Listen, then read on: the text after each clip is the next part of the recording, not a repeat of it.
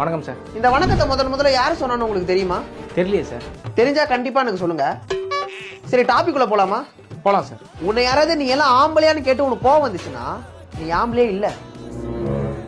என்ன சார் பல்ல கடிக்கிறீங்க? கோவப்படுற மாதிரி தெரியுது. இல்லையே சார், கோவப்படலையே சார். உன்னை ஒருத்த நீ எல்லாம் ஆம்பளையான்னு கேட்டே உனக்கு கோவம் வரலனா அப்ப நீ ஆம்பளையே இல்ல. யோ, நான் ஏன் மாத்தி பேசுகிறேன்? இப்ப என்னதான் பண்ணுன்ற? நீங்க என்ன பண்ண நான் சொல்றேன். பணக்காரன் ஆகணும்னா பணக்காரனா வாழ கத்துக்கோங்க. நல்லா செலவு பண்ணுங்க.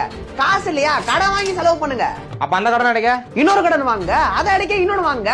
டேய், அப்படியே கடன் வாங்கினே பண்ணிருந்தா காலம் ஃபுல்லா கடன்காரனா தானே இருக்கணும். எப்படா பணக்காரன் ஆக முடியும்? ஏன் சார் பணக்காரன் ஆகணும்னு ஆசைப்படுறீங்க? எல்லாருமே கடன்காரன் ஆகுங்க.